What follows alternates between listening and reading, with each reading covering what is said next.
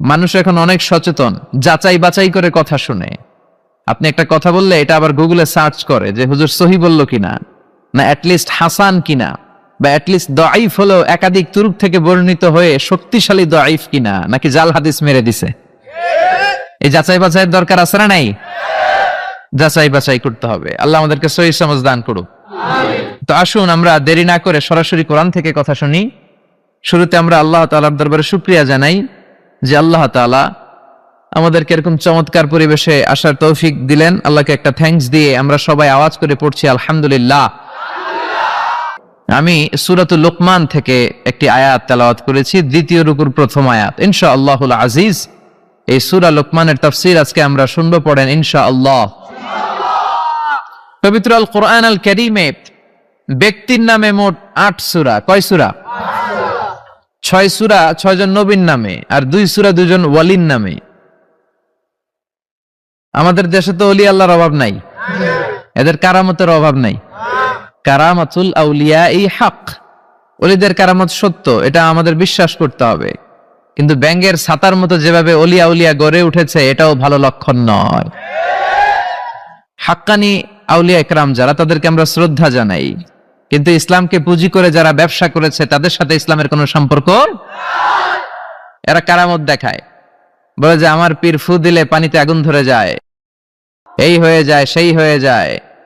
যারা এরকম বলে তাদেরকে আপনাদের ভাঙ্গা রাস্তাগুলো আছে না, ওইখানে নিয়ে যাবেন, বলবেন আমাদের রাস্তাঘাটের বড় সমস্যা, তোমার পীর এত বড় আল্লাহর ওলি, বলো এমন একটা ফু দিবে যাতে আমাদের ব্রিজ হয়ে যায়, যাতে আমাদের ভাঙ্গা রাস্তা সোজা হয়ে যায়। ঠিক কিনা? যেহেতু ওনাদের এত কারামত, কাজে লাগানোর দরকার আছে না নাই? তো ওয়ালিদের নামেও আল্লাহ সূরা দিলেন 2টা, আর নবীদের নামে 6টা, মোট ব্যক্তির নামে 8টা। ঠিক কিনা? 6টা দিয়েছেন 6 নবীর নামে। সূরা ইউনুস, সূরা ইউসুফ, সূরা হুদ, সূরা নূহ, সূরা মুহাম্মদ, সূরা ইব্রাহিম। এই 6 জন নবীর নামে 6 সূরা, আর 2 জন ওয়ালির নামে 2 সূরা। এর মধ্যে একটা হচ্ছে মহিলা ওয়ালি, আরেকজন হচ্ছে পুরুষ ওয়ালি।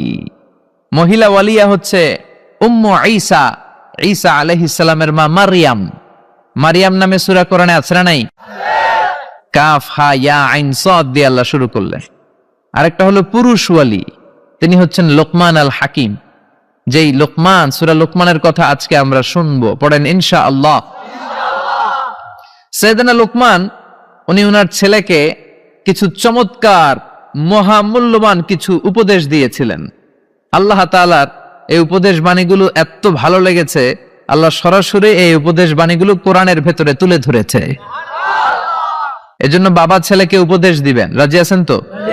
স্বামী স্ত্রীকে উপদেশ দিবেন, নসিহত করবেন। আল্লাহ কোরআনে বলেছে ফাইযুহুন্না, তোমরা তাদেরকে ওয়াজ করো, নসিহত করো। আপনার ছেলে ছোট, তারপরেও তাকে নসিহত করেন।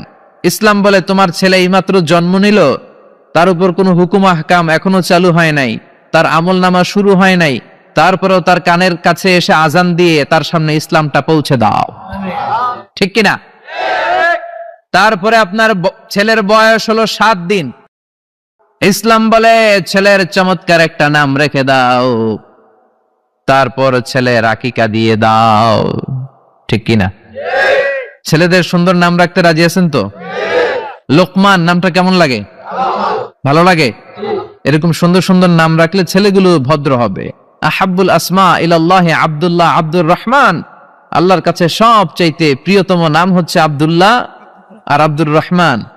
এই নাম দুটো রাখবেন। নবীদের নাম রাখবেন, সাহাবাদের নাম রাখবেন। কোরআন থেকে চুজ করে করে সুন্দর অর্থবোধক নাম রাখবেন। ইমাম সাহেব, খতিব সাহেবদের কাছে জিজ্ঞেস করে করে ভালো ভালো নাম রাখবেন। ছেলেগুলোরও ভালো করে দিবে কে? উল্টা পাল্টা নাম রাখলে ওইটার একটা প্রভাব আছে না নাই? লিকুল্লি ইসমিন আসারুন, প্রত্যেকটা নামের একটা ইনফ্লুয়েন্স আছে, প্রত্যেকটা নামের একটা ইম্প্যাক্ট আছে। আপনি ভালো নাম রাখবেন, ওই ভালো নামের প্রভাব আপনার ছেলের জীবনেও আছে না নাই? এজন্য ছোট্টবেলা থেকে কোরআন তুলে দেন, কোরআনের বঙ্গানুবাদ তুলে দেন। স্যামসাং এর ট্যাবে, অ্যাপেলের আইপ্যাডের ভেতরে, দামি মোবাইলের ভেতরে আরবিক হরুফগুলার বিভিন্ন ইসলামিক লিরিক্স দিয়ে গান পাওয়া যায়, এগুলো ঢুকায় দেন। কোরআনের তেলাওয়াত ঢুকায় দেন। ছোট্টবেলা থেকে যদি কোরআন শিখান, কোরআনটাই হবে আপনার ছেলের জান এবং প্রাণ।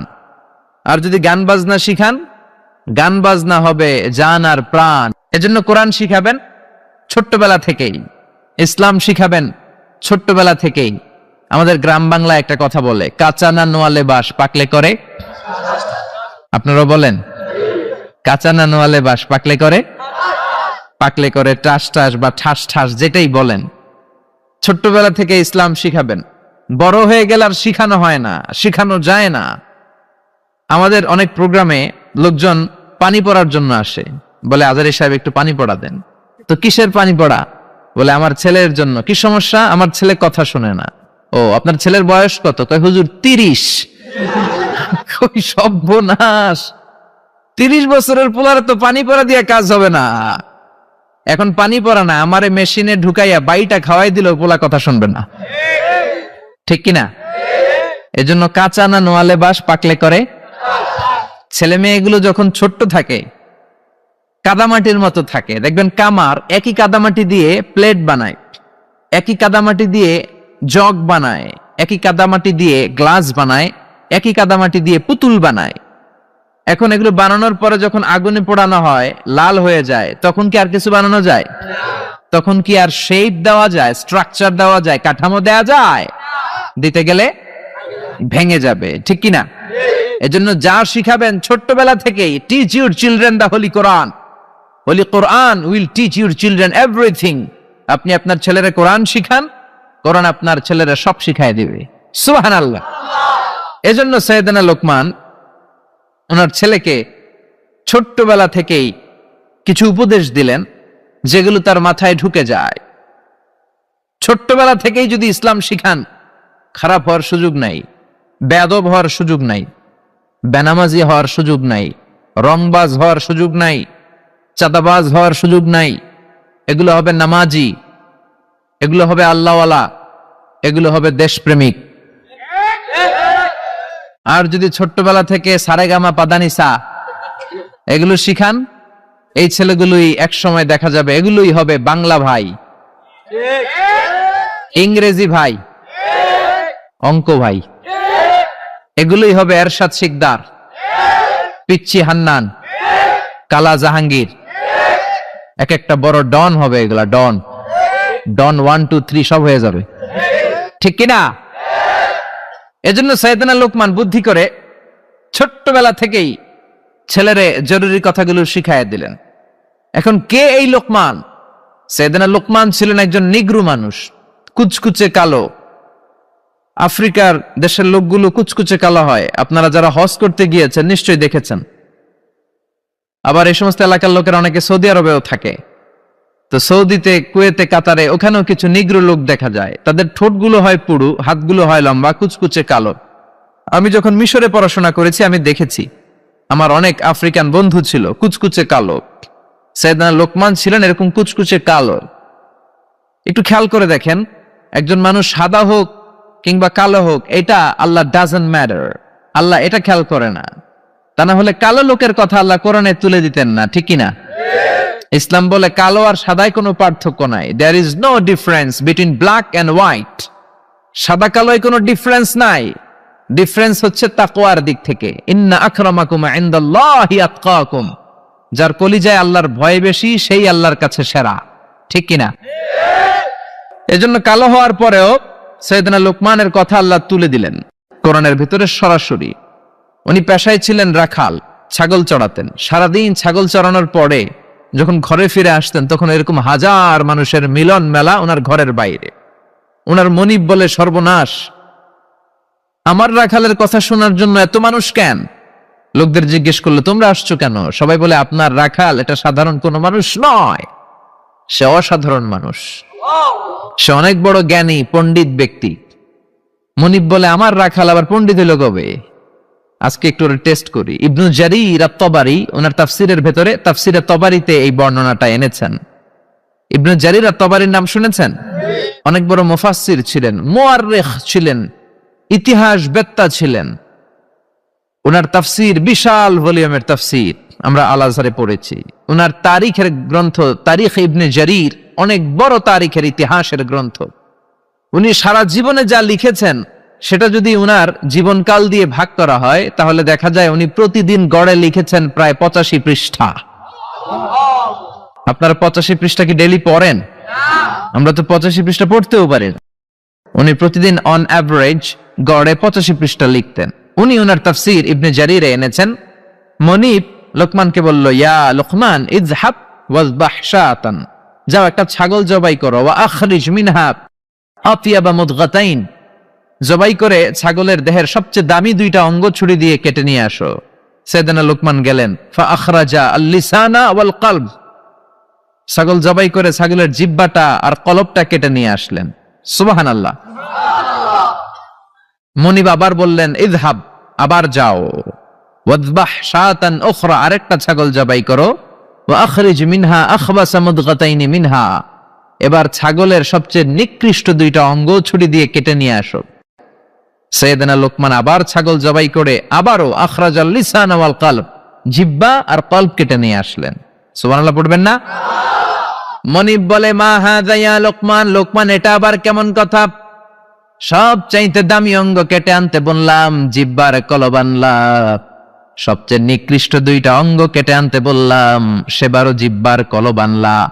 এবার সাইয়েদনা লোকমান উত্তরে বলে, জিহ্বা এমন অঙ্গ, এই অঙ্গ যদি ভালো হয় এর চেয়ে ভালো আর কোন অঙ্গ হয় না।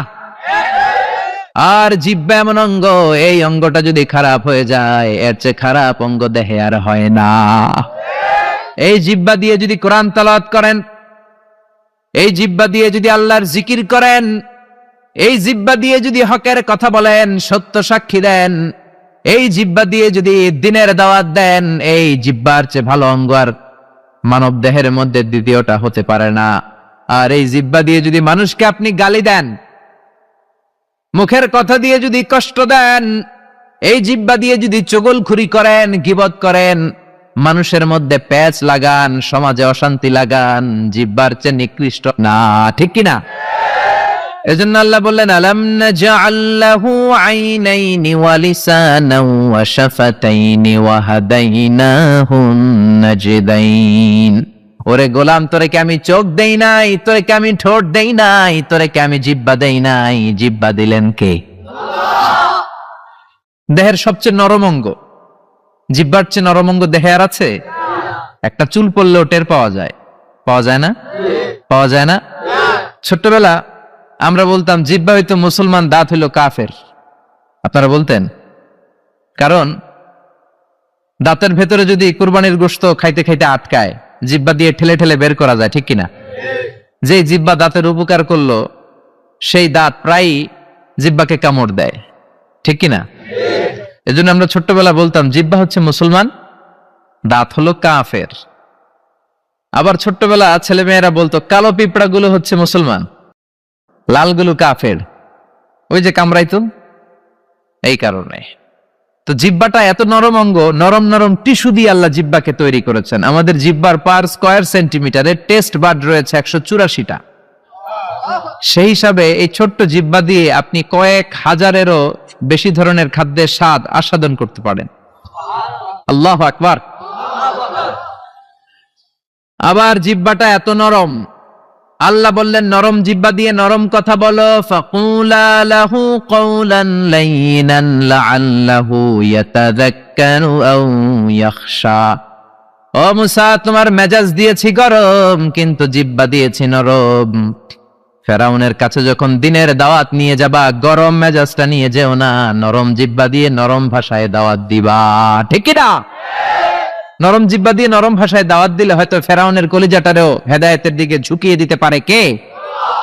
এই জন্য আল্লাহ বলেন, আলাম নাজআল লাহু আইনাইনি ওয়া লিসানান ওয়া শাফাতাইন, আমি তোরে জিহ্বা দিয়েছি। জিহ্বা দিয়েছে কে? আপনি হিউম্যান অ্যানাটমি নিয়ে যদি একটু চিন্তা করেন, একটু ফিকির করেন, আপনি অবাক হয়ে যাবেন যে আল্লাহ তাআলা কেমন করে আমাদের এই শরীরবিদ্যা, এই অ্যানাটমি সেট করেছেন। যেইখানে যেই অঙ্গটা দেওয়া দরকার আল্লাহ সেটা সেখানে দিয়েছেন। নাক যেখানে হলে ভালো ওখানে, জিহ্বা যেখানে হলে ভালো, যেমন হলে ভালো ঠিক ওখানে, মুখ যেখানে হলে ভালো ঠিক ওখানে দিয়েছেন। নাক এইখানে না দিয়ে আমাদের প্রত্যেকের নাক যদি আমাদের পিঠে দিয়ে দিত আল্লাহ কি অবস্থা হতো? কথা শুনতেছেন? কোনো খাবার খাওয়ার আগে খাবারটা কি ভালো না বাসি হয়ে গেছে ওটা দেখার জন্য পিঠে নেওয়া লাগতো, ঠিক কিনা? সুবহানাল্লাহ পড়বেন না? চোখ দুইটা দিলেন এত চমৎকার জায়গা, একসাথে দেখা যায়, নাক দিয়ে শোকা যায়, তারপরে খাওয়া যায়। চোখ দুইটা যদি এইখানে না থেকে মাত্র 2 ইঞ্চি উপরে হইতো, ডান চোখটা যদি এইখানে হইতো, বাম চোখটা যদি এইখানে হইতো, কি হইতো? শীতের বিকালে ফুটবল খেলতে যায়, ফুটবলে হেড দিলেই চোখ দুইটা ডিমের মতো পৌঁছে যেত, ঠিক কিনা? কি আজীব তামাশা, কত সুন্দর সেটিং আল্লাহর। অনেকে বলে কানগুলো আল্লাহ এরকম পেঁচাই দিছে কেন? কপাল পোড়া, মূর্খ নাদান, জানেই না। কানের ভেতরে এই পেছনে পেছনে অংশ যদি না থাকতো, আপনি ইথারে ভেসে আসা কোনো কথাই শুনতে পেতেন না। আচ্ছা, এই কানগুলো আল্লাহ এখানে না দিয়ে আমার ডান কান যদি আল্লাহ ডান বগলের নিচে দিত, আর বাম কান যদি বাম বগলের নিচে দিত, আজকের মাহফিল শোনার জন্য সবার এমনি থাকা লাগতো, এমনি, ঠিক কিনা? কারণ হাত দিয়ে যদি কান চাপা পড়ে থাকে, আজারি সাহেবের কথা শোনা যাবে? এজন্য সাইয়েদনা লোকমান বললেন, জিহ্বা এমন অঙ্গ, জিহ্বা যদি ভালো হয়, জিহ্বার চেয়ে ভালো অঙ্গ আর হয় না। জিহ্বা যদি খারাপ হয়, জিহ্বার চেয়ে খারাপ অঙ্গ আর হয় না। আবার তিনি কলব দেখিয়ে বললেন, কলব এমন অঙ্গ, এটাই শ্রেষ্ঠ, এটাই নিকৃষ্ট। এই কলবে যদি আল্লাহর জিকির ঢুকান, এই কলবে যদি আল্লাহর স্থান দেন, এই কলবে যদি মানুষের জন্য ভালো ভালো কথা চিন্তা করেন, কল্যাণের কথা চিন্তা করেন, মানুষের জন্য ভালোবাসা রাখেন, কলবটাই হলো শ্রেষ্ঠ অঙ্গ। আর কলবে যদি আল্লাহরে না বসায় শয়তানরে বসান, এই কলবের মধ্যে যদি শয়তানের জিকির রাখেন, এই কলব দিয়ে যদি মানুষের জন্য হেট্রেট রাখেন, ঘৃণা, হিংসা, অহংকার, এগুলো দিয়ে যদি মানুষের জন্য ঘৃণা পুষে রাখেন, হিংসা পুষে রাখেন, এই কলবের চেয়ে নিকৃষ্ট অঙ্গ আর হতে পারে। এজন্য কলব শ্রেষ্ঠ আবার নিকৃষ্ট। এজন্য কলবের ভেতরে জিকির ভরবেন কার? আল্লাহ বললেন, আলা বিযিকিরিল্লাহি তাতমাইন্নুল কুলুব। দুনিয়ার কোন জিনিস দিয়ে কলব ঠান্ডা হয় না, কলব ঠান্ডা হয় একটা জিনিস দিয়ে, লা ইলাহা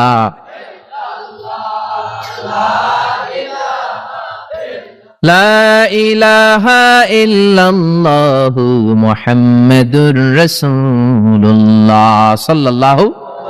এজন্য কলবে জিকির থাকবে কার? নাকি কলবে আয়না বসাইবেন? অনেকে আয়না বসাই, কি বসায় না? বলে আয়না বসাইয়া দে মোর কলবের ভিতর বাবারে, বলে বলে। আপনারা বসাবেন না তো? জিকির করবেন কার?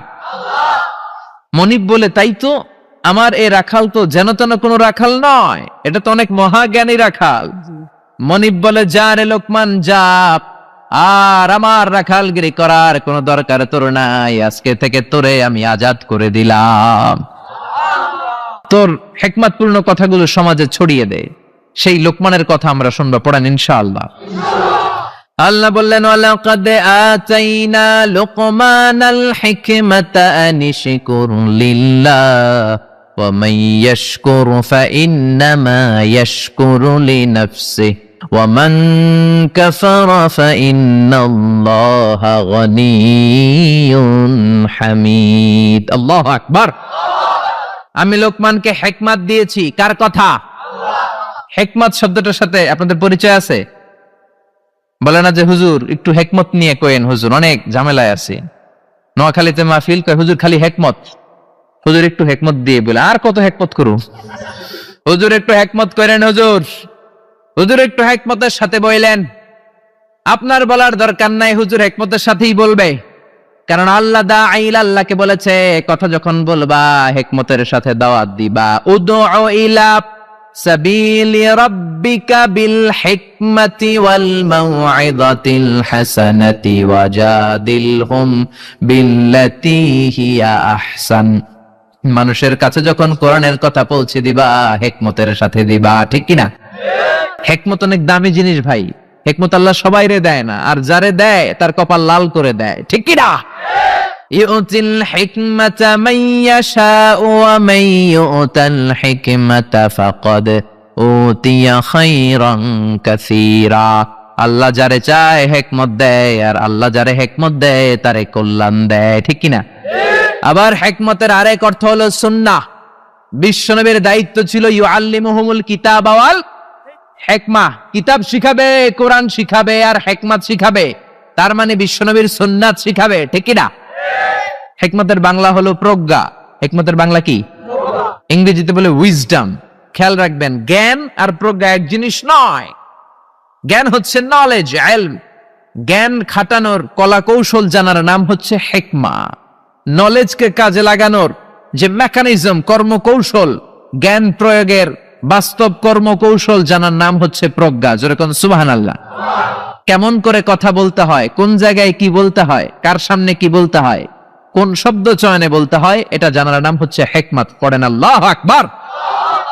আপনি জানেন নামাজ পড়লে সওয়াব হয়, নামাজ পড়া ফরজ, যারা নামাজ পড়বে তারা জান্নাতি। এই জানাটার নাম হলো ইলম বা জ্ঞান। কিন্তু কেমন করে রুকু করতে হয়, কেমন করে সিজদা করতে হয়, এটা জানার নাম হলো হিকমত। সুবহানাল্লাহ। আল্লাহ আমাদেরকে হিকমত দিয়ে ধন্য করুক। আমরা পড়ি আমিন। আল্লাহ বললেন, ওয়ালাকাদ আতাইনা লুকমানাল হিকমাতা আনিশকুর লিল্লাহ। আমি আমার প্রিয় বান্দা, আমি আল্লাহর ওলি, আমার ওলি লোকমানকে হিকমত দিয়েছি। কে দিয়েছে? আল্লাহ। আর তারে বলেছি আনিশকুর লিল্লাহ, শুকরিয়া করবা একজনের, তিনি কে? আল্লাহ। ওয়া মান ইয়াশকুরু ফাইন্নামা ইয়াশকুরু লিনাফসি। আর যে শুকরিয়া করে তার নিজের জন্যই করে। শুকরিয়া করলে আমাদের লাভ, না শুকরি করলে আমাদের লস। আল্লাহর কোনো লাভ লস আছে নাকি? জোরে বলেন, আছে? আল্লাহ বললেন শুকরিয়া করলে আমি বাড়িয়ে দেব, শুকরিয়া না করলে যা দিয়েছি সেটাও কেড়ে নেব। লা ইন শাকারতুম লা আযীদান্নাকুম ওয়া লা ইন কাফারতুম ইন্না আযাবি লাশাদীদ। যদি শুকরিয়া করো নিয়ামত বাড়ায় দিবে কে? কুফরি করলে শাস্তি দিবে কে? কুফরি করলে আল্লাহর আযাব বড় কঠিন। ইন্না বাতশা রাব্বিকা লাশাদীদ। আল্লাহর পাকড়াও বড় কঠিন। আল্লাহ সব সময় ধরে না, কিন্তু যখন ধরে ধরে না। ধরলে আল্লাহ নমরুদরে যখন ধরলেন ছাড়েন নাই, ফেরাউনরে ধরলেন ছাড়েন নাই, আব্রাহারে ধরলেন ছাড়েন নাই। এখনো যদি কাউরে ধরে ছাড়বে? এজন্য তওবা করার দরকার আছে না নাই?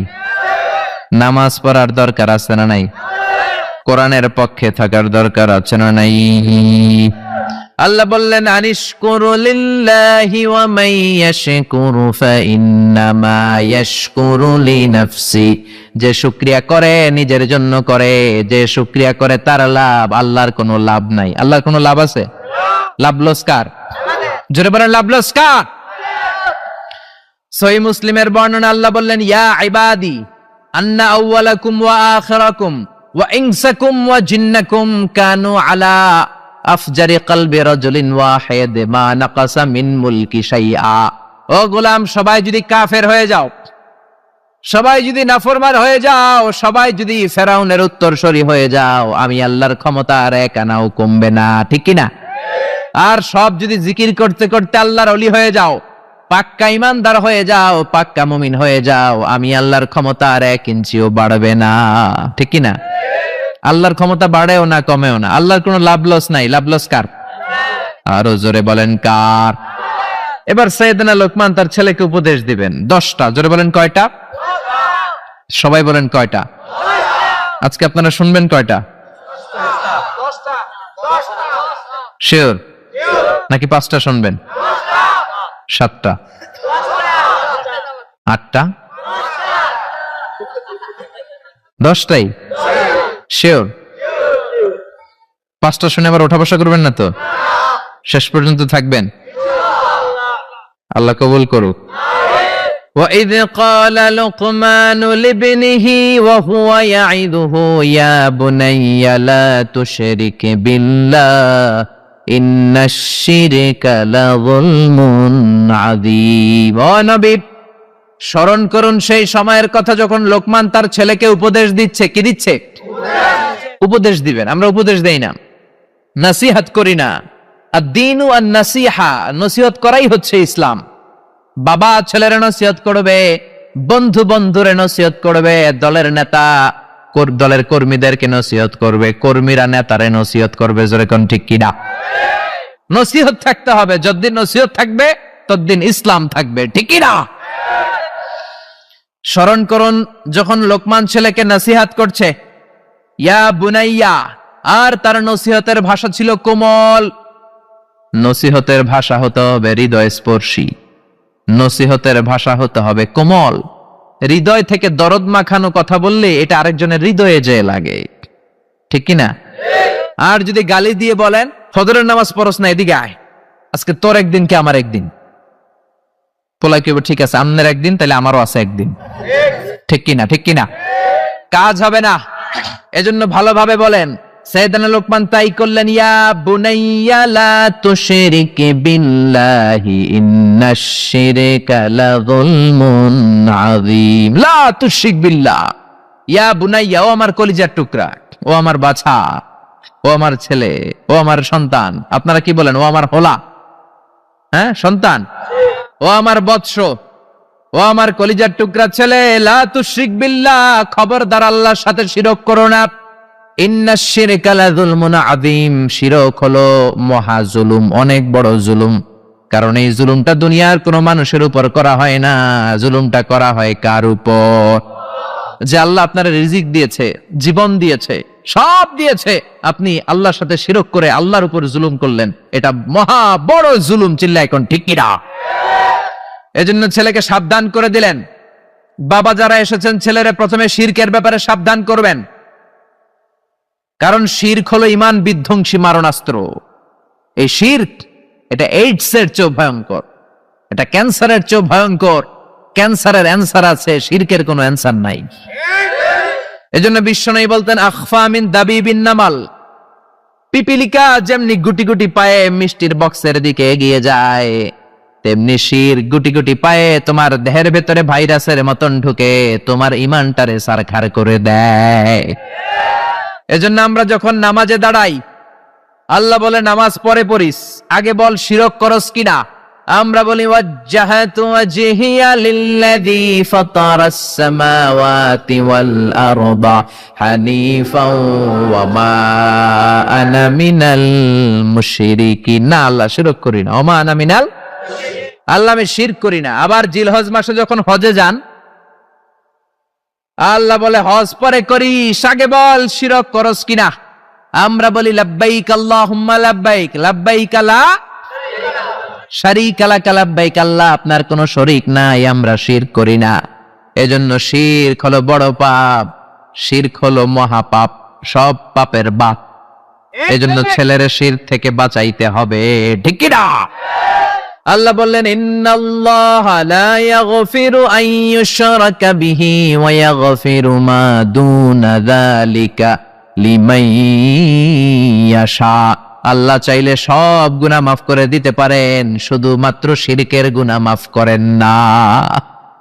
খবরদার, ক্যান্সারের অ্যান্সার আছে, শিরকের কোনো অ্যান্সার। এজন্য আল্লাহ বললেন হাদিসে কুদসিতে, ইয়া ইবাদি লাউ আতাইতানি বিকরাবিল আরদি খাতায়া, কিয়ামতের দিন পাহাড় পরিমাণ গুনার স্তূপ নিয়ে যদি আমার সামনে আসো, জমিন পরিমাণ গুনাহ নিয়ে যদি আমার সামনে আসো, ওই গুনার মধ্যে যদি কোনো শিরকের গুনাহ না থাকে, আমি পাহাড় পরিমাণ দয়ার ক্ষমা নিয়ে বান্দা তোমার কাছে হাজির হয়ে যাব। পাহাড় পরিমাণ গুনাহ করছেন, কিন্তু ওই গুনার ভিতরে কোন গুনাহ নাই? শিরকের গুনাহ নাই। তাহলে পাহাড় পরিমাণ দয়া, ভালোবাসার ক্ষমা নিয়ে আপনার কাছে হাজির হয়ে যাবে কে? এজন্য খবরদার, লাইন আশরাকতা লা ইয়াহবাতান্না আমালুক, যদি শিরক করো আমলগুলোরে বাতিল করে দিবে কে? এজন্য সাইয়েদনা লোকমান ছেলেরে বললেন, লা তুশরিক বিল্লাহি ইন্নাশ শিরকা লাযুলমুন আযীম। ও আমার ছেলে, খবরদার শিরক করবা না। ছেলে মেয়েরা আজকে যাই বলতে পারবেন? কি বলবেন? ও বাবা শিরক করিস না, আদর করে বললেন। হ্যাঁ, ও আমার বাবা, আমার বাজান, আমার কলিজার টুকরা, তুই আমার সব। বাপরে বাপ, শিরক করিস না, শিব বড় পাপ, সব পাপের বাপ, ঠিক কি না? সাবধান করে দেন। শিরক দুই ধরনের, শিরকে আকবার, আরেকটা হচ্ছে শিরকে আসগার। আলোচনাটা কঠিন লাগতেছে? সহজ করে কইতে আমায় কহজে, সহজ করে যায় না কওয়া সহজে। সহজ করে বলার চেষ্টা করতেছি, আপনারা একটু বোঝার চেষ্টা করতে হবে। শিরক দুই ধরনের, শিরকে আকবার, শিরকে আসগার। শিরকে আকবার যদি করেন, আপনি শেষ, আমও শেষ, সালাও শেষ, ঈমান শেষ, মুশরিক হয়ে যাবেন। নতুন করে কালিমা পড়তে হবে মুসলমান হওয়ার জন্য, ঠিক কিনা? এই শিরক একবারে তিন ধরনের। প্রথমটা হলো আশ-শিরকু ফির রুবুবিয়্যাহ, রবের ব্যাপারে কোনো ছাড় নাই। রব যদি আল্লাহরে না মাইনা আরেকজনরে মানেন, মাইর আছে না নাই? এজন্য কবরের প্রথম প্রশ্ন কি? মার রাব্বুক, তোমার রব কে? আপনাকে বলতে হবে আল্লাহ আমারে রব। দমে দমে তনু মনে তারি অনুভব, পড়েন আল্লাহ আমারে রব। এজন্য কবরের প্রথম প্রশ্ন রব, আমাদের রব কে? এ আল্লাহ ছাড়া যদি কাউকে আপনি রবের জায়গায় স্থান দেন, আপনি শিরক করে ফেললেন, ঠিক কিনা? আল্লাহর ক্ষমতার মতো যদি কাউরে মনে করেন, আল্লাহর মতো যদি কাউরে বানান, আল্লাহর আসনে যদি কাউরে বসান, সেটাই শিরক, ঠিক কিনা? দুই নাম্বার হলো শিরক ফিল উবুদিয়্যাহ, বুঝার চেষ্টা করেন। ইবাদতে শিরক, ইবাদত পাওয়ার একমাত্র হকদার কে? মসজিদে যে আমরা সেজদা দেই কারে? এখন আপনি যদি মসজিদেও সেজদা দেন, মাজারে যেও সেজদা দেন, মুমিন না মুশরিক? মুমিন না মুশরিক? মাজারে সেজদা দিবেন? কিন্তু অনেকে মাজারে সেজদা দেয় কি দেয় না? পত্র পত্রিকায়, ফেসবুকে, অনলাইনে ছবিগুলো আছে না নাই? পুরুষের চেয়ে মহিলারা বেশি যায়। গোলাপ শাহ মাজারে তো আপনি অল টাইম 24 আওয়ার্স গেলেই মহিলারা এমনি উল্টায় পড়ে থাকে, সেজদা, জনমের সেজদা দেয়। কেন সেজদা দিলেন মা? বলে আমার মেয়ে আছে 5টা, আমার ছেলে লাগবে, ছেলে। বাবা আমারে ছেলে দিবে, বাবা আমারে সন্তান দিবে। সন্তান দেয়ার মালিক কে? মাজারে গেলে সন্তান পাওয়া যায় না। মাজারে গেলে যদি সন্তান পাওয়া যেত, তাহলে কুকুরের সন্তান হয় কেমনে? কুত্তায় কোন মাজারে গেল? গাভীর সন্তান হয় কিভাবে? ছাগলের বাচ্চা হয় কেমনে? মুরগির বাচ্চা হয় কেমনে? মুরগি কোন মাজারে যে সেজদা দিছে? কথা কি বুঝতে পারতেছেন? এজন্য আল্লাহ বললেন ইয়াহাবু লিমান ইয়াশাউ ইনাসা ওয়া ইয়াহাবু লিমান ইয়াশাউ যুকুর আও ইউযাওয়িজুহুম যুকরানা ওয়া ইনাসা ওয়া ইয়াজআলু মান ইয়াশাউ আকীমা ইন্নাহু আলীমুন কাদির। তিনি যারে চান তারে ছেলে দেন, তিনি কে? যারে চান তারে মেয়ে দেন, তিনি কে? যারে চান ছেলেও দেন, মেয়েও দেন, তিনি কে? আবার যারে চান তারে ছেলেও দেন না, মেয়েও দেন না, তিনি কে? এই জন্য ছেলে মেয়ে চাইবেন কার কাছে? 3 নম্বরে আশ-শিরক ফিল আসমাই ওয়াস সিফাত, আল্লাহর নাম যদি আপনি কাউরে ডাকেন, আল্লাহর নামে, আপনি দুনিয়াতে আল্লাহ ছাড়া অন্য কাউরে আল্লাহ বলতে পারবেন? পারবেন? আল্লাহর গুণের মতো করে যদি কাউকে ডাকেন, আমরা অনেক বড় আল্লাহর ওলি আব্দুল কাদের জিলানীর নামের আগে আল্লাহর একটা নাম লাগাই, আবার মাইকিং করার সময়ও দেখি ওনার নামের আগে এই নামটা লাগায় কি লাগায় না? কি নাম? কয় গাউসে পাক। গাউসে পাক কে? কথা বলেন, বুঝার চেষ্টা করেন। গাউস মানে সাহায্যকারী। গাউস মানে কি? সাহায্যকারী। গাউসুল আযম মানে মহান সাহায্যকারী। তো আপনাকে সাহায্য করতে পারে কে? আল্লাহ। চিল্লায় বলেন কে? আল্লাহ। এজন্য খবরদার, আল্লাহর নামে অন্য কাউরে ডাকা যাবে না। আব্দুল কাদের জিলানী শুধু বড়ই আল্লাহর ওলি ছিলেন না, বড় মুজাহিদ ছিলেন, মুফতাকির বিল্লাহ। ওনার সময়কার বাদশা ওনার বিরুদ্ধে জিহাদ করেছেন, জিহাদ করে কালিমার পতাকা উড়িয়েছেন। মাইনুদ্দিন চিশতি, খাজা মাইনুদ্দিন চিশতির নামে অনেক কথা বলে, কিন্তু উনি বড় মুজাহিদ ছিলেন। পৃথ্বীরাজ, হিন্দুস্তানে পৃথ্বীরাজের সিংহাসনকে উল্টিয়ে ভারতবর্ষে হিন্দুস্তানের মতো জায়গায় তিনি কালিমার পতাকা গেড়েছেন, ঠিক কি না? কিন্তু তাদের জিহাদের অবদানের কথা বলে না, সমাজ সংস্কারের কথা বলে না, তাদের উল্টা পাল্টা কারামতের কথা বলে লোকজনদের দেখে বিভ্রান্ত করে, যখন ঠিক কিনা? এজন্য এই শিরকগুলো করা যাবে না। 2 নাম্বার হচ্ছে শিরকে আসগার, ছোট শিরক। এই ছোট শিরক যদি আপনি করেন, আপনি মুশরিক হবেন না, কিন্তু আপনার কবিরা গুনাহ হবে। কি গুনাহ? তওবা করতে হবে, তা না হলে মাফ নাই। জোরে কোন ঠিক কিনা? সবচেয়ে জঘন্যতম শিরকে আসগার হলো আর রিয়া। বিশ্বনবী বলেন, আমার ইন্তেকালের পরে তোমাদের ব্যাপারে যে শিরকে আসগার আমি সবচেয়ে ভয় পাই, সেটা হলো রিয়া। সেটা কি? রিয়া আমাদের মধ্যে আছে না নাই? হজ করছে, হাজী সাহেব না করলে বেড়াইছে একটা যায়। তো হজ করছেন আপনি কারে খুশি করার জন্য? জোরে বলেন। তো আপনি আলহাজ না বললে সেটা জান কেন? আলহাজ নামের আগে লাগাবেনই না মিয়া, এটা তো আপনার ইবাদত। আলহাজ যদি লাগান, আল মুসল্লি লাগান না কেন? আপনি তো নামাজি, আপনার দরকার আল মুসল্লি, আল মুজাক্কি, as-সাইম, আলহাজ কুতুবউদ্দিন। মানে নামাজি, সাইম মানে রোজা পালনকারী, আল মুজাক্কি মানে যাকাত আদায়কারী, আল হাজ মানে হজ পালনকারী, কুতুবউদ্দিন। ঠিক কি না? একটাও লাগাবেন না। হজ করেছেন কারে খুশি করার জন্য? দুনিয়ার কোন মানুষের শোনানোর দরকার নাই যে আমি আলহাজ। ঠিক কি না? ঠিক কি না? ঠিক কি না? এরকম অনেক শিরকে আসগার আছে আমাদের সমাজে, এগুলো অহরহ। বিশ্বনবী বলেছেন আল হালাফু বিগাইরি ইসমিল্লাহ, আল্লাহ ছাড়া অন্য কারো নামে শপথ করা, কসম করাও শিরকে আসগার। কিন্তু আল্লাহর নাম ছাড়া অন্য নামে কসম আছে না নাই? কয় হুজুর কোরআনের কসম, হুজুর মসজিদের কসম, কাবার কসম, বিদ্যার কসম, মাথার কসম, মায়ের বুকের দুধের কসম। আর কি কি কসম আছে কন্ত? মাটির কসম। কিসের কসম? সিলের কসম, ছেলের কসম, মেয়ের কসম। আছে না নাই? আছে না নাই? করা যাবে। কসম কাটলে একজনের নামে কাটবেন, তিনি কে? বিশ্বনবী বলেছেন মান কানা হালিফান লা মাহালাতা ফালিয়াহলিফ বিল্লাহ। কোন ঝামেলায় পড়ে কোন বিষয়কে বেশি গুরুত্ব আরোপ করার জন্য, এমফাসাইজ করার জন্য যদি কখনো কসম কাটতে হয়, একজনের নামে কাটবা, তিনি কে? আল্লাহর নামে কসম হবে, আল্লাহ ছাড়া কারো নামে কসম হবে না। এরপর বিশ্বনবী বললেন লা তিয়ারাতা ফিল ইসলাম, ইসলামে তিয়ারা বলতে কিছু নাই, সুলক্ষণ, কুলক্ষণ, অপয়া, কুফা বলতে কিছু নাই। কিন্তু আমরা কথায় কথায় বলি তুই কুফা। ঠিক কিনা? খেলার সময় তুই ঢুকলে আমার দলের লোকেরা আউট হয়, বলি না? ভুয়া কথা। ও ঢুকলেও আউট হবে, না ঢুকলেও আউট হবে। ঠিক কিনা? নতুন বউ আসছে বাড়িতে, বৌমারে শাশুড়ি বলে মা একটু চা বানায় খাও। নতুন বৌমা, নতুন বাড়ি, নতুন জায়গা, বুঝে নাই, চা বানাতে যে প্রেস্টিজ ভেঙে ফেলছে। এখন তো বউটা তো ভালো না, এটা তো অপয়া, এটা তো কুলক্ষণে, এটা অমঙ্গলে, বলে না? বলে না? এজন্য খবরদার, এগুলো বলা যাবে। মুসলমান বিশ্বাস করে ওয়াল কদর, তাকদীরের উপর, খাইরিহি ওয়া শাররিহি মিনাল্লাহ, ভালো হোক মন্দ হোক একজন করতে পারে, তিনি কে? এরপরে ইতিয়ানুল আররাফিন, গণকের কাছে যাওয়া। গণক বাবারা আছে না নাই? গণকদের কাছে যাওয়া যাবে না। কেউ যদি গণকের কাছে যায়, যে যদি কিছু জিজ্ঞেস করে, ওই জিজ্ঞেসকারীর 40 দিনের নামাজগুলারে বাতিল করে দিবে কে? শুধু জিজ্ঞেস করছেন, যে জিজ্ঞেস করছেন যে আমার একটা সমস্যা, এটা কি হইতে পারে? গণক তো কোনো ভবিষ্যৎ বলতে পারে না, ভবিষ্যৎ বলতে পারে একজন, তিনি কে? গণকের কাছে যাবেন না। তবে যেতে পারেন এক শর্তে, যে বলবেন গণক বাবা চেম্বার দিয়েছেন কেন, কি হয় এখানে?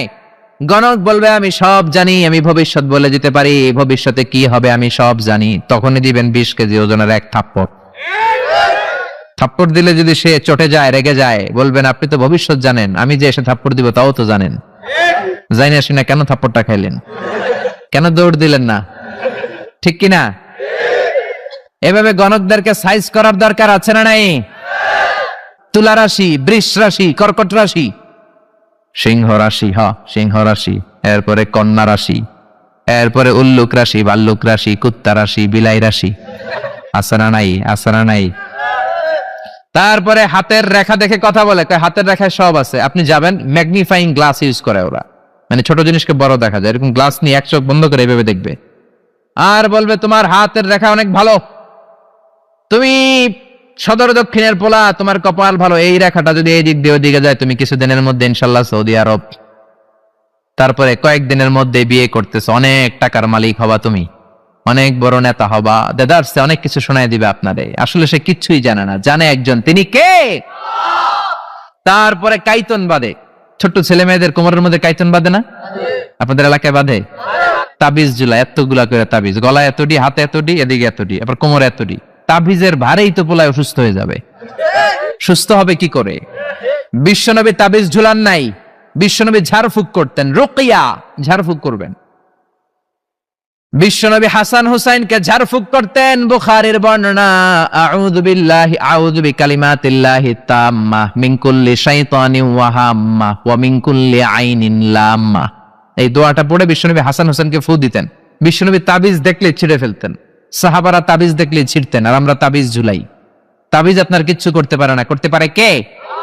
কোরআনের আয়াত দিয়ে তাবিজ দেয়া যাবে কিনা এটা একটা ইখতিলাফি মাসালা, কিন্তু নিরাপদ হচ্ছে আপনি তাবিজের কাছেই যাবেন না, আপনি ঝাড়ফুঁক করবেন। আপনারে রাত্রেবেলা জিনে ধরে যাতে আপনি সূরা ফালাক সূরা নাস পড়ে ফু দেন, আয়াতুল কুরসি পড়ে ফু দেন, জিনের বাদশাহ দিবে দৌ, ঠিক কিনা? এজন্য আয়াতুল কুরসি পড়বেন, সূরা ফালাক নাস পড়বেন।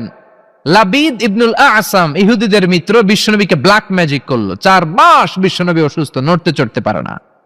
বিশ্বনবী 4 মাসে তাবিজ ঝুলায় নাই। 4 মাস পরে সাইয়েদনা জিব্রাইল সূরা ফালাক সূরা নাস নিয়ে নাজিল হয়ে যায়। 2 সূরার মধ্যে 11টা আয়াত।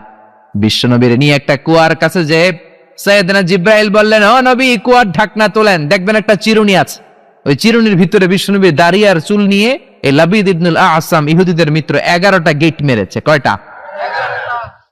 বিশ্বনবীর বললেন, ও নবী, একটা করে গেট খোলেন আর পড়েন কুল আউযু বিরাব্বিল ফালাক।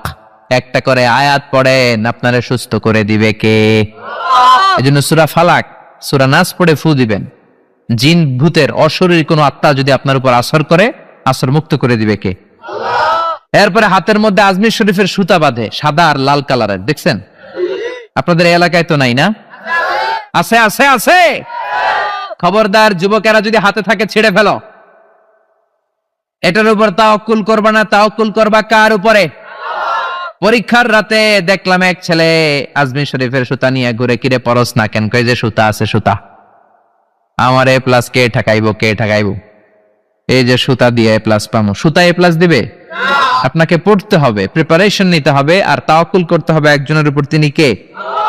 আরো জোরে বলেন, তিনি কে? এজন্য এগুলোর উপর কোনো বিশ্বাস নাই। রাশিফল বিশ্বাস করা যাবে না, গণক বাবার উপর বিশ্বাস করা যাবে না, হাতের রেখার উপর বিশ্বাস করা যাবে না। কারণ হাতের রেখার মধ্যে কোনো ভাগ্য থাকে না। ভাগ্য তো তারও থাকে যার হাত থাকে না। হাত নাই পা নাই এরকম বিকলাঙ্গ মানুষ পৃথিবীতে আছে না নাই? তো যে লোকটা হাত ছাড়া জন্মালো, ওর ভাগ্য আছে না? সুবহানাল্লাহ পড়েন। একটু চিন্তা করলেই আপনি সব টের পাবেন। এরপরে খবরদার, ইঁদুরের কাছে দাঁত চাওয়া যাবে না। নাকি চাইবেন? এলাকায় আছে দাঁত পড়ে গেলে ইন্দুরের গর্ত খুঁজে, যে বলে, ইন্দুর মামা, আম্মাই কইছে আমনে নাকি আমার বড় মামা, আমার মোটা দাঁত নিয়ে আপনার চিকন দাঁত দেন। মানুষের রুচি কত নিচের দিকে নামলে আশরাফুল মাখলুকাত হয়ে ইঁদুরের গর্তের কাছে যে দাঁত চায়। ও মিয়া, দাঁত নেয় কে? দাঁত দেয় কে? এজন্য চাইবেন কার কাছে? এরপরে দেখবেন ট্রাকের পিছনে পুরান জুতা আছে না নাই? আমি তো বিভিন্ন জায়গায় রাতে রাতে ঘুরি, প্রায় দেখি লরি ট্রাক গুলোর নিচে, পুরাতন যে বাসগুলো আছে এগুলোর নিচে ছিঁড়া জুতা। কেন? বাসওয়ালারা বলে, হুজুর বদনজর থেকে বাঁচার জন্য, হুজুর মুখ লাগে, মুখ লাগে। তো কি হয়েছে? কয় পুরান জুতা ঝুলাইলাম, যেটা মুখ লাগাইছে ওর গালে যায় আমার ছিঁড়া জুতা যায় পড়ছে। পড়ছে পড়ছে তো আপনি আপনার ট্রাক বাঁচানোর জন্য আপনি তাওয়াক্কুল করলেন ছিঁড়া জুতার উপর। আপনার ট্রাক বাঁচবে কেমনে? এটা তো রাস্তায় আপনি অ্যাক্সিডেন্ট করে মরবেন, এমনি তো আপনি মরবেন, ঠিক কি না? তাওয়াক্কুল হবে একজনের উপর, তিনি কে? তারপর অনেক ড্রাইভাররা মাজার দেখলে গাড়ি স্লো করে, আছে না নাই? কেন স্লো করলা? কয় হুজুর বাবা অনেক গরম, গরম বাবা, জোরে চালাইলে আমার গাড়ি উল্টায় দিব, আপনি মইরা যাবেন। তো মাজারে যে শুয়ে থাকে সে যদি গাড়ি উল্টায় দেয়, সে যদি দুর্ঘটনার কারণ হয়, সে যদি মানুষ মারে, ওটা কি বাবা নাকি ডাকাত? ওটা কি বাবা না সন্ত্রাস? এজন্য এগুলোতে বিশ্বাস করা যাবে। বাচ্চাদের কপালে টিপ দেয় কেন? বদনজর থেকে বাঁচবে না। বাচ্চাকে ঘর থেকে বের করার আগে সূরা ফালাক সূরা নাস পড়ে ফু দিবেন, আয়াতুল কুরসি পড়ে ফু দিবেন। বদনজর থেকে বাঁচাবে কে? কালো টিপ দিবেন না তো? অবাক করা কাণ্ড, আমি আমার বাসার একটা অনেক পুরাতন অ্যালবাম ঘাটতে ঘাটতে দেখি আমার 7-8 বছরের বা 6-7 বছরের একটা ছবি, আমার কপালের দিকে এরকম কালো টিপ দেওয়া। আম্মারে ধরলাম, ঘটনা কি কালো টিপ দিছো কেন? কয় তোর নানি কইছে। নানিরে ধরলাম, ও নানি তুমি এই কথা কইছো কেন? কয় তোর বড় আম্মা কইছে। বড় আম্মা মইরা গেছে, আর খুঁজা পাই না। বড় আম্মা বেঁচে নাই, আল্লাহ ওনারা জান্নাত নসিব করুক। তো আগে এই যে নানি, বড় মা, দাদি এরা যা বলতো এটাই ছিল রেফারেন্স। এখন আমরা কোরআন থেকে শুনি, কোরআন থেকে মানি, ঠিক কিনা? এরপরে বলে পরীক্ষার দিন সকালে ডিম খাওয়া যাবে না। তার মানে একবার 100-এ কমন পড়ছে ওনাদের। সবার হাসি দেখে মনে হচ্ছে 100-এ 100 কমন। সদর দক্ষিণে এটা ঘরে ঘরে আছে না? ভুয়া কথা। আমি যতবার ডিম খেয়ে গেছি ততবারই ফার্স্ট পরীক্ষায়। ইচ্ছা মতো ডিম খেয়ে যাবা, পরীক্ষায় ফার্স্ট বানাই দিবে কে? এরপরে বলে খবরদার জট কলা খাবি না,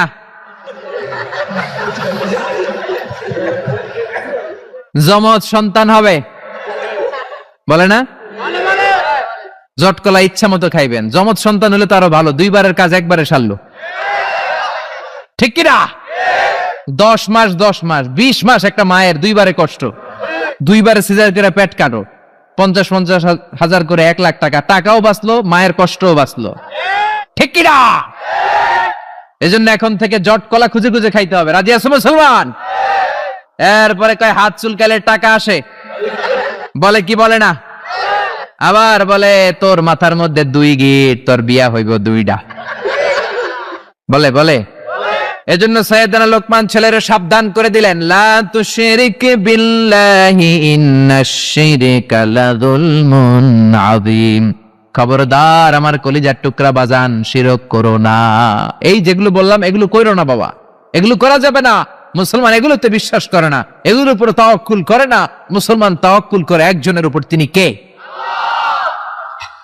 2 নাম্বার উপদেশ, ইয়া বুনাইয়া ইন্নাহা ইন তাকু মিসকালা হাববাতিন মিন খারদালিন ফাতাকুন ফি সাখরাতিন আও ফিস সামাওয়াতি আও ফিল আরদি ইয়াতি বিহাল্লাহ ইন্নাল্লাহা লাতীফুন খাবীর। আল্লাহু আকবার। 10টা শুনবেন তো? মনে মনে কইতেছে হুজুর যেমনে ধরছে টাইট কইরা সারা রাত নিয়ে ফেলবে না, অল্প কয়েক মিনিটে শেষ করে দিব, আর লম্বা করব না, অনেক কষ্ট হচ্ছে আমি বুঝতেছি। 2 নাম্বার উপদেশ, ইয়া বুনাইয়া, ও আমার সন্তান, তুমি যদি সামান্য কোনো ভালো কাজ করো কিংবা যাররা পরিমাণ পাপ কাজ করো, এটা আকাশে উঠে করো কিংবা পাহাড়ে ঢুকে করো কিংবা জমিনের ভেতরে লুকিয়ে করো, কেউ দেখে নাই, দেখেছে কে? কেউ যেটা দেখে না দেখে কে? কেউ যেটা শোনে না শোনে কে? কেউ যেটা বোঝে না বোঝে কে? ইন্নাল্লাহা লাতীফুন খাবীর, তিনি সূক্ষ্মদর্শী। এখান থেকে পিছনে সিপাই কি হইতেছে আমি দেখি না, কিন্তু দেখে কে? প্যান্ডেলের উপরে কি হচ্ছে আমরা দেখি না, দেখে কে? বাংলাদেশের ওই প্রান্তে রোহিঙ্গাদের সাথে কি আচরণ হচ্ছে কেউ দেখে না, দেখে কে? ছেলেরে এই ব্যাপারে সচেতন করে দিলেন। ছেলেরে প্রথমে বললেন বাবা খবরদার শিরক করিস না, দ্বিতীয় পর্যায়ে বললেন বাবা ছোট্ট অন্যায় করো, ছোট্ট ভালো করো, কেউ দেখে নাই, আল্লাহ দেখে। এজন্য ছোট্টবেলা থেকে এই ছেলেদের মনের ভেতরে আল্লাহর ভয় ঢুকানোর দরকার আছে না নাই? এই ছোট্টবেলা থেকেই দ্য সেন্স অফ অ্যাকাউন্টেবিলিটি, জবাবদিহিতার ভয় ঢুকাই দিবেন ছেলের ভেতরে। এই তাকওয়া নামক সফটওয়্যার যদি ছেলের মাথায় এখনই ইনস্টল করে দিতে পারেন, এই ছেলে কোনোদিন বেয়াদব হবে না, বেনামাজি হবে না, ঠিক কি না? ছোট্টবেলা থেকেই সাবধান করেন। ছোট্ট বাচ্চারা দেখবেন আপনি কালো কালারের কলম কিনে দিছেন তো, স্কুলে যেয়ে দেখে ওর বন্ধুর কলমের কালি লাল, আস্তে করে ওর কলমটা ব্যাগে ভরে নিয়ে আসে না? আপনি এক ধরনের রাবার কিনে দিয়েছেন, এটা ভালো লাগে না, ওর বন্ধুরটা ভালো লাগছে, ব্যাগে ভরে নিয়ে আপনি শিখান বাবা, কারো পারমিশন ছাড়া কোনো জিনিস যদি নাও এটাকে চুরি বলে, কেউ দেখে নাই কিন্তু দেখছে কে? খবরদার কারো জিনিস না বলে নেওয়া যাবে। আপনার ছেলে রাস্তা দিয়ে হাঁটে, 500 টাকার নোট পেয়েছে, শিখাই দিবেন খবরদার যত বড় টাকার নোট পরে থাকুক হাত দেওয়া যাবে। ছেলেরে শিখায় দেন, রাস্তা দিয়ে হেঁটে যাচ্ছ, আম বাগানে আম পেকে আছে, টুক করে একটা আম ব্যাগে করে নিয়ে আসছো, কেউ দেখে নাই, দেখেছে কে? শিখাবেন এগুলো, ছোট্টবেলা থেকে শিখাবেন। জবাবদিহিতার ভয়, তুমি যাই করেছো কিয়ামতের দিন এটার হিসাব আছে না নাই? 3 নাম্বার উপদেশ, ইয়া বুনাইয়া আকিমিস সালাতা ওয়া আমুর বিল মা'রুফি ওয়ানহা আনিল মুনকার। ইয়া বুনাইয়া, ও আমার বাজান, ও আমার সন্তান, আকিমিস সালাত মানে কি? সালাতে কায়েম করো, সালাতে কায়েম করো, হবে সম্মানী তুমি, হবে জান্নাতি তুমি, হবে সম্মানী তুমি, হবে জান্নাতি তুমি, দিবে কাল হাসরে শীতল ছায়া আরশে আজিম, রাব্বিয়াল আলা রাব্বিয়াল আযীম। আল্লাহু আকবার। আকিমিস সালাহ, বাবা সালাত কায়েম করো। নামাজ পড়ো, কেননা নামাজের হিসাব প্রথমে নেওয়া হবে। আউয়ালু মা ইউহাসাবু বিহিল আবদু ইয়াউমাল কিয়ামাতি আস-সালাহ। কিয়ামতের দিন সর্বপ্রথম যেই জিনিসটার হিসাবে হবে সেটা হলো নামাজ। ফাইন সলুহাত সলুহা সাইরু আমালি। নামাজের হিসাব যদি সহজ হয় পুরো আমলনামাটারে সহজ করে দিবে কে? আল্লাহ। ওয়া ইন ফাসাদাত ফাসাদা সাইরু আমালে। নামাজের হিসাব যদি গন্ডগোল লেগে যায় সব গন্ডগোল পাকায় দিবে কে? আল্লাহ। এজন্য ছেলেরা ছোট্টবেলা থেকেই নামাজ শিখাবেন। রাজি আছেন তো? তাহলে সাইয়েদনা লোকমান প্রথমে বলল বাবা শিরক করবি না, তারপরে বলল বাবা যাই করো না কেন কেউ না দেখুক, দেখে কে? তারপরে বলল বাবা সালাত কায়েম করো। কি কায়েম করো? বিশ্বনবী বললেন মুরু সিবিয়ানাকুম বিসসালাতি ওয়া হুম সাবউ সিনিন। ছেলের বয়স যখন 7 হয় নামাজের আদেশ দাও। ওয়াদরিবুহুম আলাইহা ওয়া হুম 10 সিনিন। 10 বছর বয়স হলে নামাজের জন্য শাসন করো। ঠিক কি না? বয়স যখন 7 শাসন করবেন না, বলবেন বাবা নামাজে যা, সাথে করে নিয়ে যাবেন। অবশ্যই বাচ্চাদেরকে মসজিদে নিয়ে যাবেন। আমাদের বাংলাদেশে বাচ্চা নিয়ে মসজিদে ঢুকতে দেয় না। কিছু মুরব্বীরা চাইতে ওঠে, কিছু মুরব্বীরা রেগে যায়। এই মুরব্বীরা ওই বাচ্চার বয়সে মসজিদের দিকে পয়রা পিছলা খাইয়া পড়েও নাই। ঠিক কি না? কিন্তু বাচ্চা দেখলে ধমকায়। পৃথিবীর কোন দেশে বাচ্চা মসজিদে ঢুকলে ধমকায় না। বাচ্চারা খেলা করতেছে, আওয়াজ করতেছে, কেউ কিছু বলে না। একটু ডেকে বলে দুষ্টামি করো না, ওই পাশে যাও, আস্তে আস্তে খেলো, ডিস্টার্ব যাতে না হয়। কিন্তু বাংলাদেশে ছোট্ট বাচ্চা নিয়ে ঢুকলেই বিপদ। লাভ দিয়ে ওঠে মুরব্বীরা। ও আমার মুরব্বী বাজানেরা, ছোট্ট বাচ্চা দেখলে ধমকাবেন না। আজকে ধমকায় যে বের করে দিলে না আর ভিতরে ঢুকবে না, বাইরে সাদাবাজি করবে, রংবাজি করবে। ঠিক কিনা? ঢুকতে দেন, অ্যাকোমোডেট করেন, যত বেশি অ্যাকোমোডেট করা যায়। মহিলাদেরকে মসজিদে ঢুকতে দিবেন।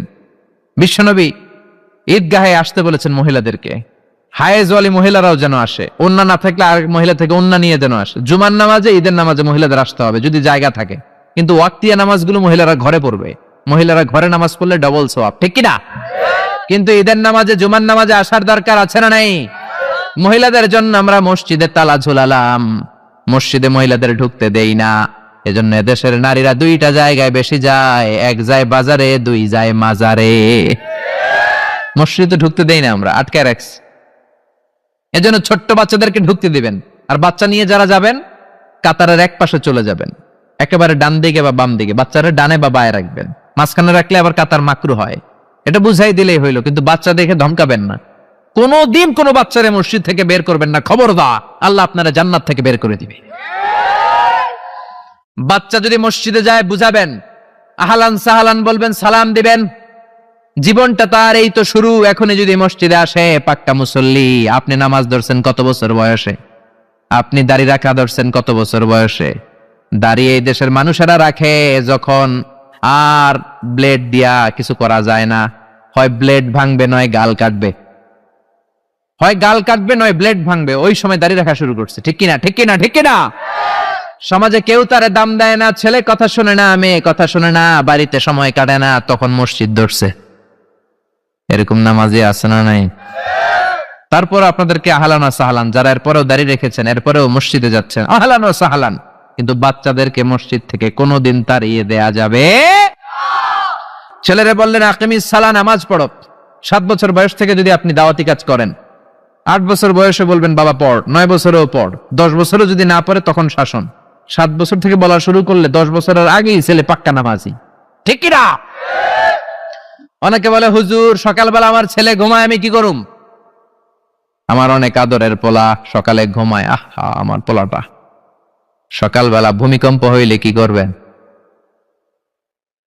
দৌড়। আপনি একাই দৌড় না, পোলা লইয়া দৌড়?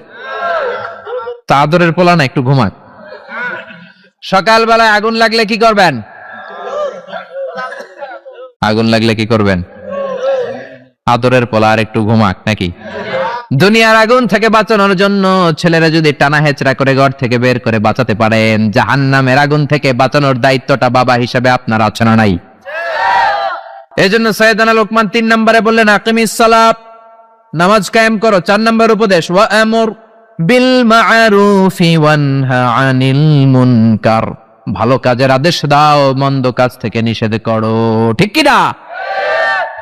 ছেলেরা বুঝালেন বাবা তুই একা নামাজ পড়লে হবে না রে বাবা, তোর ফ্রেন্ড সার্কেলকে একসাথে নিয়ে মসজিদে ঢুকবি।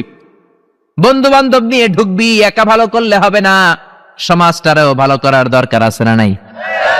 আপনি একাই বুজুর্গ, একাই আল্লাহর ওলি, সমাজটারেও বুজুর্গ বানানোর দরকার আছে না নাই? একা নামাজ পড়লে আপনি পার পাবেন না। কিয়ামতের দিন আল্লাহ বলবে তোর ফ্রেন্ড সার্কেল নামাজ পড়ে নাই কেন?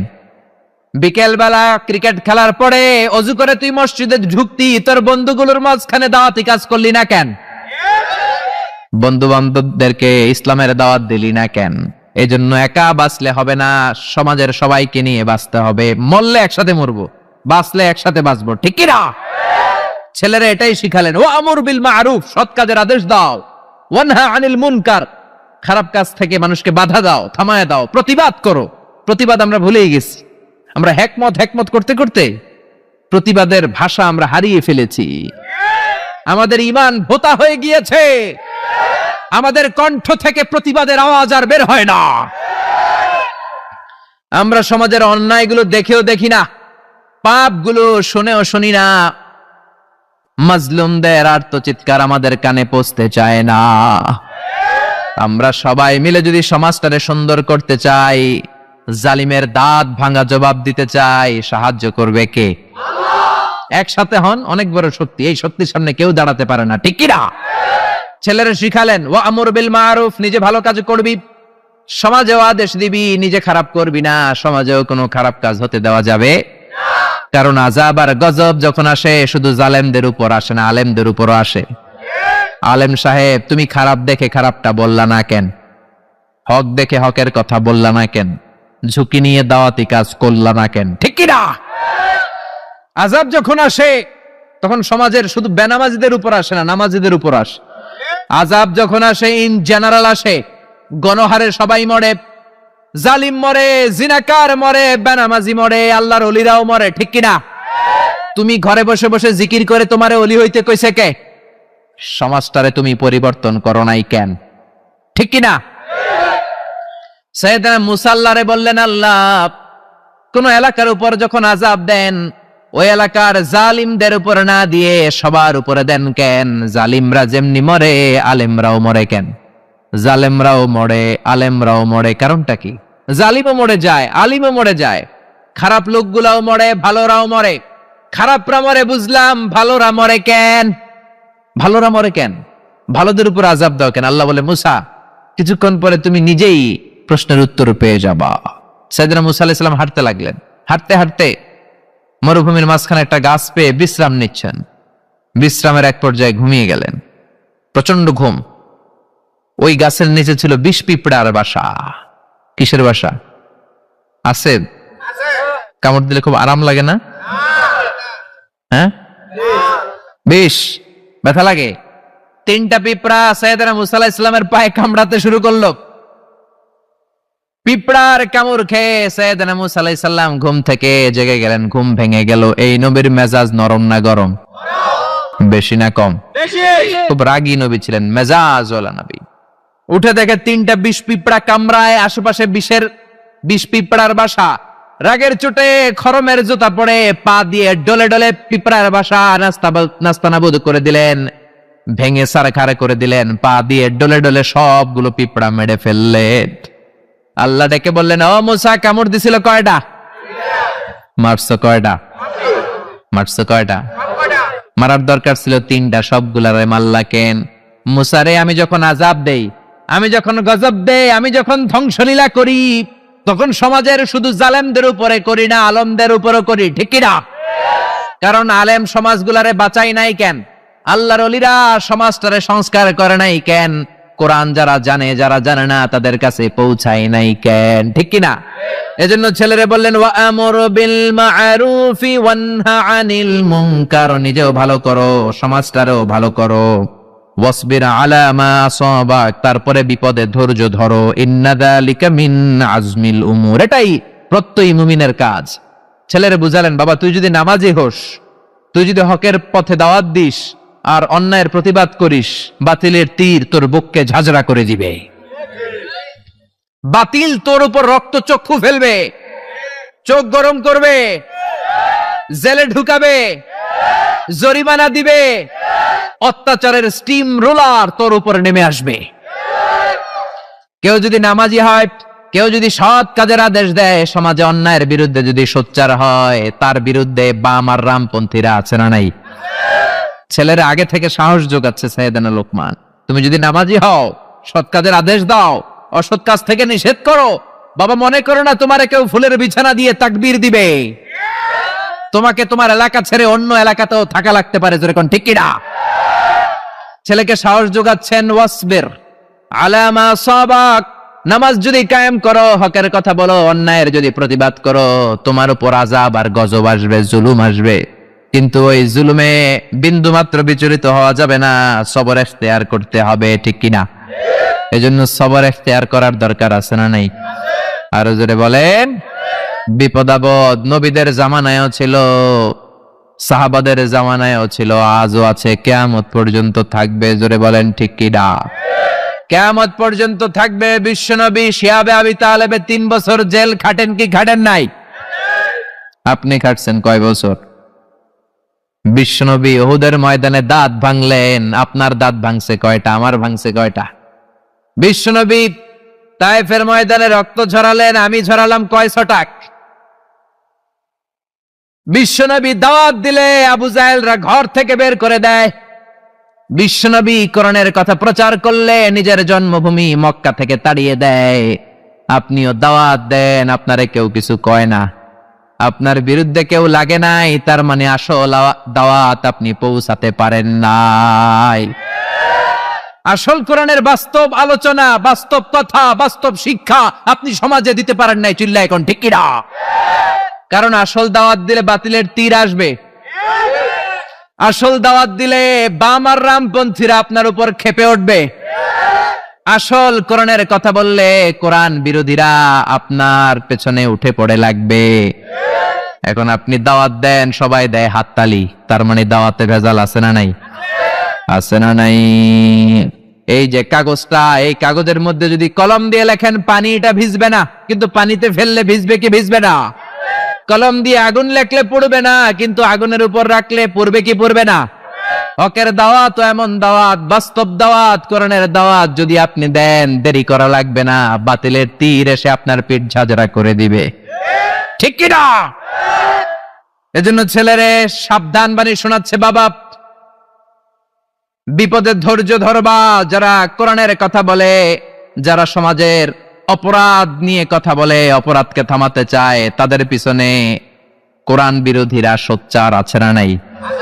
তোমার উপর যখন পরীক্ষা আসবে, বিপদ আসবে, আপদ আসবে, তুমি ধৈর্য ধরবা, ঠিক কিনা? এটাই প্রত্যয়ী মুমিনের কাজ। ছোট্ট ছেলেকে বাবা শিক্ষা দিচ্ছে, পড়েন সুবহানাল্লাহ। এরপর শিখালেন, ওয়ালা তুসাইর খাদ্দাকা লিন্নাসি ওয়ালা তামশি ফিল আরদি মারাহা। ও ছেলে, মানুষ থেকে মুখ ফিরায় নিও না, মানুষের সাথে মিশো, পিপল ওরিয়েন্টেড হও। যারা পিপল ওরিয়েন্টেড তাদেরকে ভালোবাসে কে? ছেলেকে সামাজিকতা শিখাচ্ছে। প্রথমে বলল শিরক করো না, এরপরে আল্লাহর ভয় ঢুকায় দিল, এরপর বলল বাবা সালাত কায়েম করবি, এরপর বলল তুই একা পড়লে হবি না, ফ্রেন্ড সার্কেল নিয়ে পড়বি, তারপরে বলল পাপ কাজগুলো বাধা দিয়ে থামিয়ে দিবি, এরপরে সাহস জুগিয়ে বলল বিপদে ধৈর্য ধরবি, এবার বলে সামাজিক হবি। কি হবি? ছেলে মেয়ে, অনেক ছেলে মেয়ে আছে অসামাজিক, মুরব্বীরা সালাম দেয় না, কোথায় কি বলতে হবে জানে না, মিশতে জানে না, আছে না নাই? আনসোশাল, পুরো আনসোশাল, শিখানো হয় নাই তো। মুরগির পেট থেকে বেরোলে এটা মুরগি, গরুর পেট থেকে বেরোলেই গরু, কিন্তু মানুষের পেট থেকে বেরোলে কি মানুষ হয়? ওটারে মানুষ বানাতে হয়, ঠিক কিনা? এই জন্য ছেলেরা বললেন, ওয়ালা তুসাইর খাদ্দাকা লিন্নাস, খবরদার মানুষ থেকে মুখ ফিরায় আনিও না। অনেক লোক আছে মানুষের সাথে মিশতে চায় না, আছে না নাই? বিশ্বনবী মানুষ দেখলে আগায় যেতেন, সবার আগে সালাম দিতেন, মুচকে একটা হাসি দিতেন, হাত বাড়িয়ে মুসাফা করতেন, আর জিজ্ঞেস করতেন কাইফা হালুক, কেমন আছেন? এই ধরনের লোকদেরকে সমাজের সবাই পছন্দ করে, ঠিক কিনা? হাসি মুখ, আগে সালাম দেয়, হাত বাড়িয়ে মুসাফা করে, অহংকার নাই, মুখে গুমরাহির কোনো ছাপ নাই। কিছু লোক আছে দেখবেন সারা বছরও একটা হাসি দেয় না, আছে না নাই?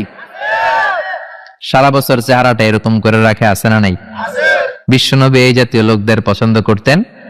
সবসময় মুচকি হাসবেন, বরকত দিবে কে? ছেলেরে সামাজিকতা শিখালেন, বাবা গণবিচ্ছিন্ন হয়েও না, জনগণের সাথে মিশে থাকো, বরকত দিবে কে? ওয়ালা তামশি ফিল আরদি মারাহা, অহংকার করে রাস্তায় হেঁটো না। যুবক ছেলেরা 5-7 জন একসাথে হইলে আর কাউরে চোখে পড়ে না, আছে না নাই? 5-7 জন একসাথে হইলে এমন ভাবে রাস্তায় চড়ে, অন্যদেরকে সুযোগ দেয় না, মুরব্বীদেরকে সুযোগ দেয় না, মুরব্বীদেরকে তো গনেই না, আছে না নাই? যে মুরব্বীদের দাড়ি পেকে গেল, একদিন তুমিও তো মুরব্বী হবা। যাকে তুমি মুরব্বী আর বুড়া বুড়া বলে গালে দিতেছো, তিনিও তোমার মতো তাগড়া যুবক ছিল। তিনি যখন রাস্তা দিয়ে দৌড় দিত, লোকজন তাকিয়ে থাকতো তার দৌড় দেখে, ঠিক কি না? সময়ের আবর্তনে, কালের বিবর্তনে তারে বৃদ্ধ বানিয়ে দিল কে? তোমার এই কালো দাড়িকেও একদিন সাদা বানাইয়া দিবে কে? এজন্য ভদ্রতার দরকার আছে না নাই? মুরব্বীদেরকে সম্মান দেওয়ার দরকার আছে না নাই? ওয়ালা তামশি ফিল আরদি মারাহা। যুবক ভাইরা একসাথে যখন রাস্তা দিয়ে হাঁটবা, এক পাশ দিয়ে হাঁটবা, মেয়েদেরকে জায়গা করে দিবা, মুরব্বীদের জায়গা করে দিবা, জান্নাতে তোমারে ঢোকার জায়গা করে দিবে কে? ইয়াংরা এগুলো করে, রক্ত গরম তো, তাগড়া যুবক, আই ডোন্ট কেয়ার, খালি দাপট দেখায়। আর হুন্ডা থাকলে তো কথাই নাই। হ্যাঁ, সাথে যদি হুন্ডা থাকে কোনো কথা নাই। পুরো জমিনটাই ওর বাপের, পুরো রাস্তাটাই ওর বাপের। এগুলো করা যাবে? এজন্য সাইয়েদানা লোকমান তার ছেলেরা ছোট্টবেলা থেকে শিখালেন, বাবা ওয়ালা তামশি ফিল আরদি মারাহা, অহংকার করে রাস্তায় হেঁটো না। ইন্নাল্লাহা লা ইউহিব্বু কুল্লা মুখতালিন ফাখুর, অহংকারীকে আল্লাহ পছন্দ করে। লা ইয়াদখুলুল জান্নাতা মান কানা ফি কলবিহি হাববাতু খারদাল মিনাল কিবর, যাররা পরিমাণ অহংকার যদি কোনো মানুষের অন্তরে থাকে, ওই লোকটা কোনোদিন জান্নাতে ঢুকবে না। আবার হাদিসে কুদসিতে আল্লাহ বললেন, আল কিবরিয়াউ রিদাই, অহংকার আমার চাদর, ওয়াল আযামাতু ইজারি, বরত্ব আমার লুঙ্গি। যেই লোকটা, যেই গোলামটা আমার অহংকার করলো, সেজন্য আমি আল্লাহর চাদর ধরে টানাটানি করলো। এজন্য অহংকার করা যাবে? অহংকার করা সাজে একজনের, তিনি কে? আল্লাহ। জোরে বলেন আল্লাহ। 9 নম্বরে বললেন, ওয়াকসিদ ফি মাশিকা ওয়াগদুদ মিন সাউতিক। 10 নম্বর, ওয়াগদুদ মিন সাউতিক, ইন্না আনকারাল আসওয়াতি লা সাউতুল হামির। সুবহানাল্লাহ। ওয়াকসিদ ফি মাশিক, আল কসদ মানে ব্যালেন্সড, মিডল পাথ কে অবলম্বন করা। হাঁটার সময় মধ্যম পন্থায় হাঁটো, বিনয়ের সাথে হাঁটো।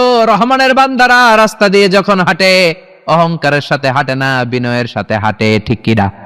ওয়া ইবাদুর রাহমানিল্লাযীনা ইয়ামশুনা আলাল আরদি হাওনা ওয়া ইযা খাতাবাহুমুল জাহিলুনা ক্বালু সালামা। রহমানের বান্দারা যখন হাঁটে, বিনয়ের সাথে হাঁটে, ভদ্রতার সাথে হাঁটে, ঠিক কি না?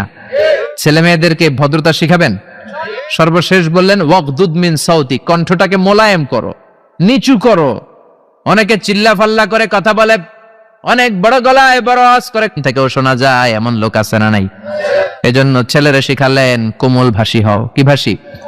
কোমল ভাষী। ভদ্রভাবে স্মুথলি কথা বলো, যাতে লোকজন তোমার কথা শুনে অভিভূত হয়, তোমার জন্য দোয়া করে, ঠিক কি না? এগুলো বাচ্চাদেরকে শিখাবেন। আল্লাহ বললেন, ইন্না আনকারাল আসওয়াতি লা সাউতুল হামিদ, বড় গলায়, কর্কশ গলায় যারা কথা বলে, তাদের কথাকে আল্লাহ গাধার আওয়াজের সাথে তুলনা করলেন। কিসের আওয়াজ? আরো জোরে বলেন। গাধার আওয়াজ শুনছেন?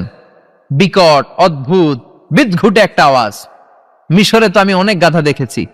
মিশরে গাধার পিঠে করে কমলা বিক্রি করতো, ইউসুফি বলে কমলাকে। কি বলে? আর এই যে আমরা মালটা খাই যে, এটার বলে বুর্তুকল। কি বলে? এই বুর্তুকল খুবই কম দামে পাওয়া যেত। ইউসুফি 2 টাকা কেজি, ইজিপশিয়ান 2 পাউন্ড, তার দোকানে 26 টাকায় 1 কেজি কমলা, 26 টাকা 1 কেজি মালটা। কি নিয়ামতের দেশ আরব দেশ! আল্লাহ 3 জৈতুন, ইউসুফি, বুর্তুকল সাম্মাম দিয়ে ভরে রেখেছেন। ওখানে গাধার আওয়াজ শুনেছি, আসলে বিদঘুটে আওয়াজ। গাধা যখন আওয়াজ করতো, পুরো এলাকা কেঁপে যেত ভয়ে। গাধা তখন আওয়াজ করে যখন সে শয়তান দেখে। এজন্য যারা কর্কশ গলায় কথা বলে, উচ্চবাচ্য করে, চিল্লাফাল্লা করে কথা বলে, তাদের গলার আওয়াজকে আল্লাহ গাধার আওয়াজের সাথে তুলনা করেছেন। এজন্য কেমন করে কথা বলতে হয় ছেলে মেয়েদেরকে শেখানোর দরকার আছে না নাই? শিখাতে রাজি আছেন? রাজি আছেন? এই 10টা উপদেশ বাবা যারা হয়েছেন ছেলে মেয়েদের কাছে পৌঁছাবেন, রাজি আছেন তো? খালি ছেলে মেয়েদের উপরই পৌঁছাবেন, নিজে আর আমল করবেন না নাকি? নিজে আমল করবেন তো? আগে নিজে আমল করে ছেলে মেয়েদের কাছেও পৌঁছায় দিবেন। তাহলে আমাদের ছেলে মেয়েগুলোকেও বরকতময়, রহমতময়, আদবওয়ালা, কোরআনওয়ালা বানাবে কে?